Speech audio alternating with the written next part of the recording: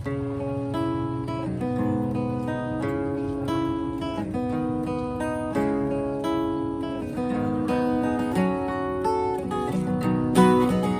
makulay ang mga babalat, alam mong mahusay ang pagkakalahad. Mga tunay na ganap, isinulat ng parap. Kaya wag ka na magulat kung magtutugma lahat, sapagkat itigaling sa memorya, isang napaka-importante na istorya. Ito ang aking personal na testimonya, pangontra sa mga ignorante na teorya. Ito ay tunay na buhay, wala akong dahilan para magsinungaling at mga detalye palitan. Ito ang kwento kung paano kami tinaniman ng marijuana ng mga parak na mukhang Taliban.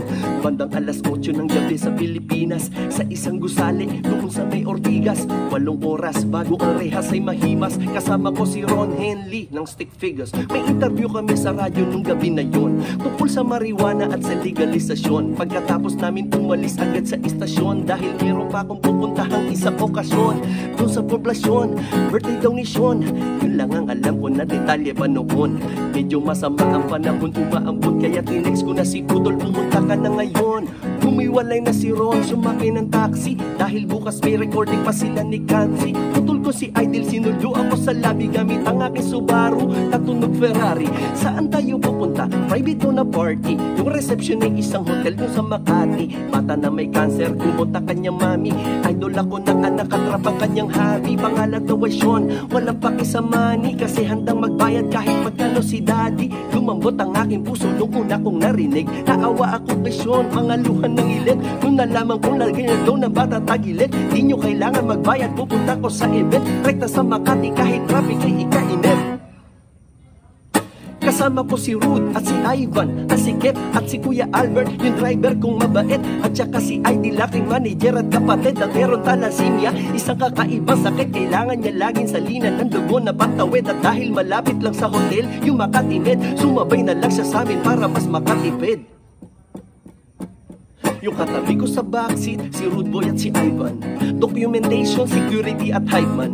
Balisiksikan kami sa ating chiko. Pagmalikot, tatlo kami mga lalaki sa likod. Pagdating sa Makati, sakto lang yung timing. Nag-text na rin yung mami at nagsabing nag-start na daw yung party. Sa basement daw yung parking. Salamat sa pagpunta, pasok lang kayo darling. Pagbaba ng kotse, hinanap ko yung main floor. May nagpalitrato sa tabi ng elevator. Idol, pwede favor, baka pwede magpa-picture, kasi idol na idol ka talaga ng anak ko nag-grade 4. Nag-selfie kaming dalawa sa kanyang razor, tapos tinutok sa akin yung baril ni Terminator. Pero bilang narrator, lagyan natin ng flavor para di masyadong halata yung trauma ko ni Major. The fuck? Nakakagulantang sa katutak na ninja kap sa amin ng tumambang. Parang utang clan, lampas ang ball, lumabas sa van. Pasensya na idol, na pagtutusan lang, humakbang pa atras at wala nang nagawa. Tinutukan ng bereta sa muka, pinadapa, pinusasan pilit, pinapatingin sa baba. Mga bulsa namin isa-isa nilang kinaba. Akala ko kidnap o ransom ang sadya, o kaya baka prank lang to na malala lang yan.